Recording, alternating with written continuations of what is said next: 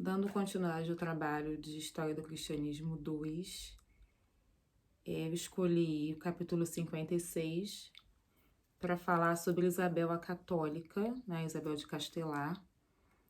O livro já começa falando sobre Isabel, mas ele também fala, né, que ele mesmo reconhece que normalmente se fala sobre a reforma protestante começando sobre a Alemanha, mas ele dá esse olhar, né, de Lutero, falando sobre a descendência de Isabel, né, porque Lutero ele começa a ideia da reforma em cima de Carlos, né, o Carlos V, mas que vem de uma descendência de Isabel.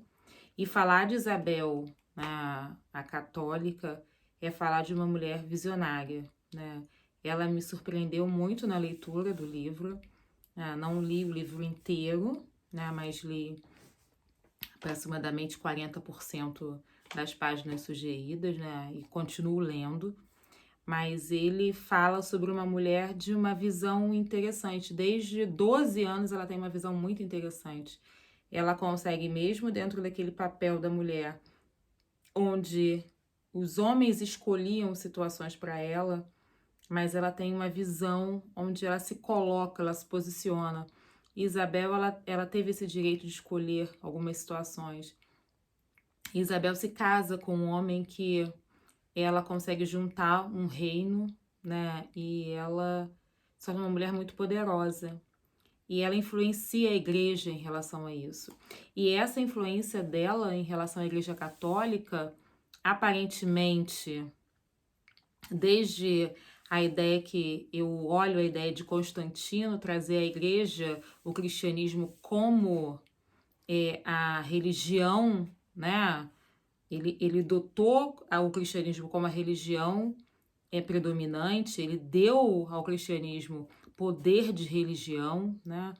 Ele fez isso, aparentemente se parecia ser uma ótima, né, proposição, mas isso trouxe benefícios e ao mesmo tempo trouxe uma certa perseguição e trouxe uma ideia de poder aos reis e poder a quem tinha dinheiro, porque quem seguia o cristianismo tinha um olhar diferente, né? Podia ter terra, dinheiro, então isso era uma questão de poderio e não mais de cristianismo, mas busca Deus e sim busca poder.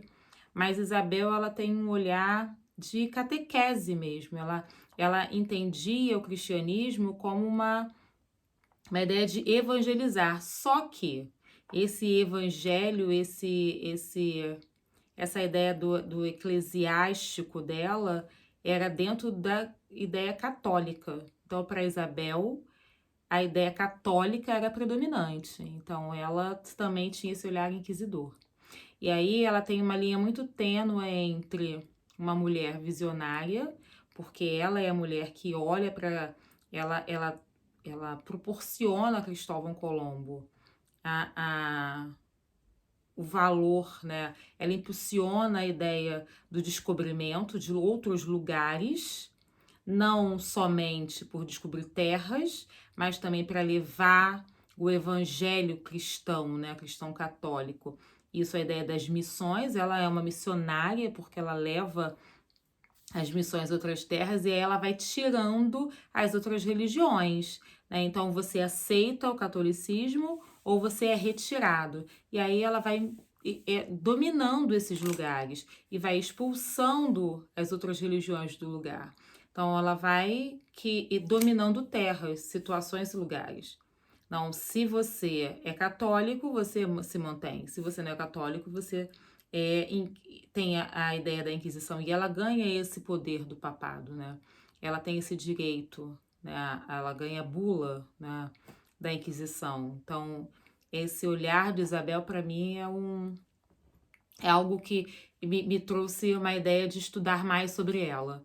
Eu tenho lido mais sobre ela, estou começando a assistir uns documentários sobre, né, porque é bem interessante você ver como ela influencia toda a descendência dela, influencia essa ideia da reforma, porque vem dela é a descendência onde Lutero começa também a questionar as questões católicas, né? Não de querer ter uma outra igreja, mas de questionar aquilo que a igreja tem como importância e não o evangelho em si, não a Bíblia, né? Não a palavra.